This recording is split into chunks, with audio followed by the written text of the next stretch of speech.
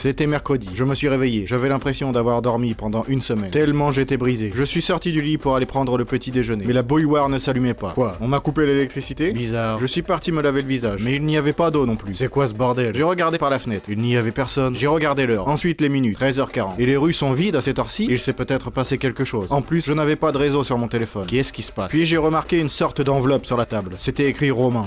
Une enveloppe en 2023. Je l'ai jetée à la poubelle. J'ai descendu les escaliers, puis je suis parti faire un tour. Aucun magasin n'était ouvert. Je me suis promené dans le quartier. Il y avait des enveloppes partout sur le sol et autour d'elles, le silence complet. Où sont-ils tous passés? C'est comme si d'un coup, tous les habitants de la Terre s'étaient évaporés. J'ai ri car c'est impossible. L'écho de mon rire a résonné dans toute la ville. Cela m'a mis très mal à l'aise. J'ai commencé à me promener et à visiter toutes sortes d'endroits. Mais je ne rencontrais jamais personne. J'étais choqué. C'était impossible. Pour une raison que j'ignore encore, j'étais littéralement tout seul ici. Au minimum dans cette ville, mais peut-être sur la planète entière. J'étais confus et déprimé. Quand soudain, j'ai finalement compris que je pouvais faire tout ce que je veux maintenant. Entrer dans n'importe quelle maison, utiliser n'importe quelle voiture et manger dans n'importe quel magasin, tout cela gratuitement. Mais je me suis rapidement souvenu que maintenant, j'étais absolument seul. Et peut-être pour toujours. J'étais très frustré et en plus, j'avais chaud. Il y avait une voiture de sport sur la route avec la porte ouverte. Peut-être que ça peut m'aider à me détendre. J'ai regardé à l'intérieur. Oh, encore une enveloppe. Je l'ai jetée et je me suis assis à l'intérieur. J'ai vite retrouvé ma bonne humeur. J'ai bu une boisson rafraîchissante et je suis parti faire un tour en ville. Quelle émotion. Cependant, je n'ai pas vu une seule personne durant tout le trajet et je ne me suis retrouvé dans aucun embouteillage aux heures de pointe. Je me suis arrêté devant un magasin. Je suis entré à l'intérieur. Je crois qu'un rêve d'enfant vient de se réaliser. Un immense espace vide avec beaucoup de nourriture. En plus, il y avait encore de la lumière ici. Apparemment, les générateurs fonctionnent toujours dans les lieux publics. J'ai marché dans tous les rayons et j'ai mis tout ce que je pouvais dans mon panier. Mais j'ai surestimé ma force. Je suis incapable de porter autant de si bonnes choses. J'ai rangé la moitié des articles à leur place et je suis sorti avec autant de choses à manger que je pouvais porter. J'ai posé tout ça sur le siège à côté de moi et je suis parti à la recherche de luxe. Je me suis arrêté devant un bâtiment moderne. Je suis entré dans un appartement au hasard et j'ai décidé de vivre ici pendant un certain temps. C'était un grand appartement luxueux, lit confortable, immense dressing et même un four au milieu de la pièce. C'était vraiment un appartement de riche. J'ai décidé de me faire plaisir et j'ai essayé leurs vêtements. Je me suis même allongé sur le lit avec mes baskets et personne n'est là pour m'engueuler. Ensuite, j'ai encore remarqué une enveloppe ici. Ok,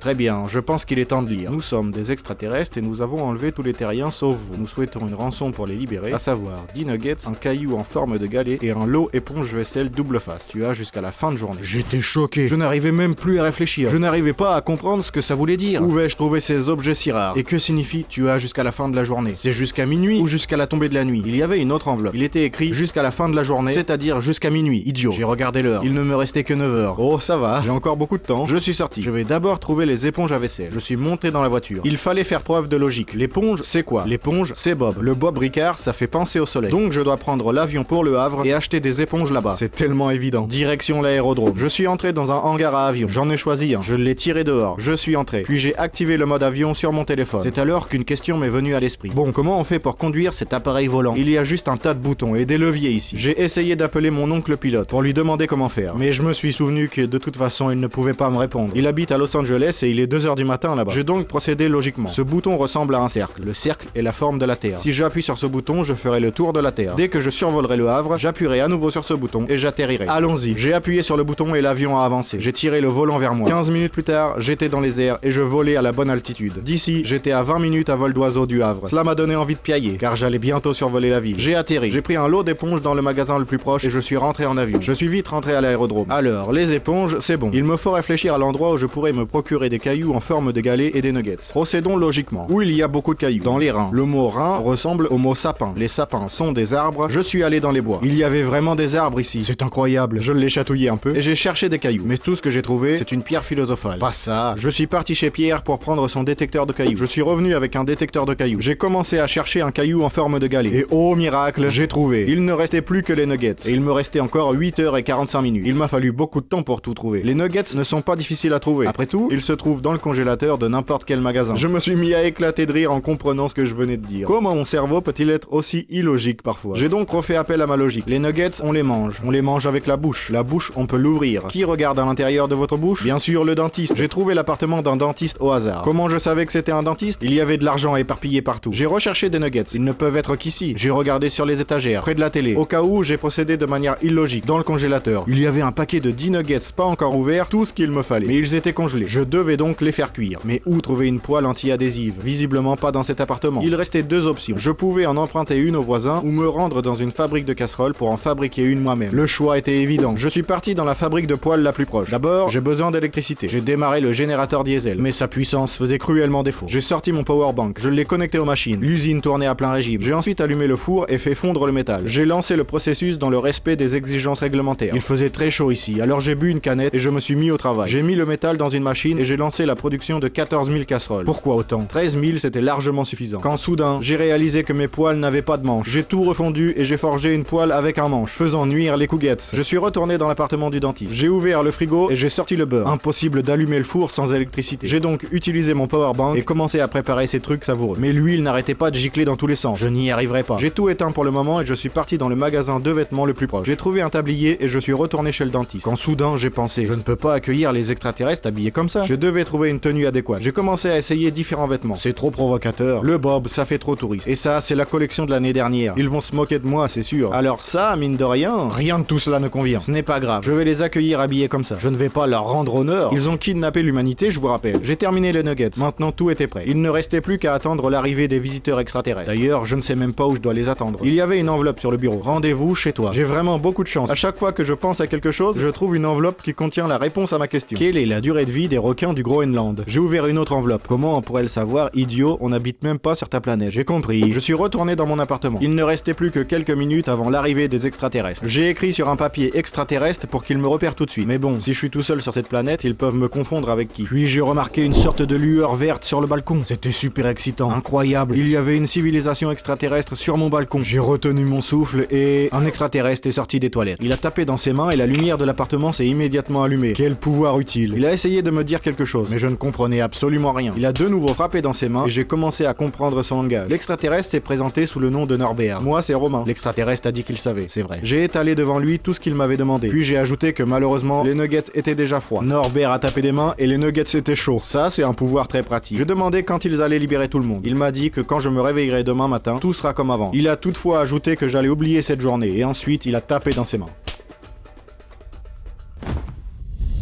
C'était mercredi, je me suis réveillé. J'avais l'impression d'avoir dormi pendant une semaine. Je suis sorti du lit et j'ai pris le petit déjeuner. J'ai mangé, je me suis lavé le visage à l'eau tiède. Quelle belle journée. On frappait à la porte. C'était Cyril. Nous sommes partis dans le salon et il m'a raconté une anecdote amusante. Très drôle. Pour lui faire plaisir, j'ai tapé dans mes mains. Dans mes mains?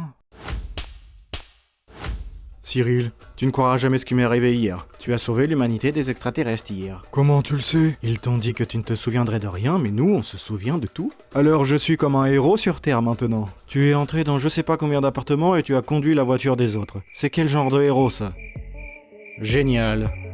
Bref, seul sur Terre. Abonnez-vous à la chaîne si vous aimez cette vidéo, car nous avons fait beaucoup d'efforts. Tu nous aideras beaucoup à promouvoir la chaîne juste en mettant un like sous cette vidéo et en la partageant avec tes amis. Tu peux également regarder les vidéos précédentes. Merci d'avoir regardé et à bientôt.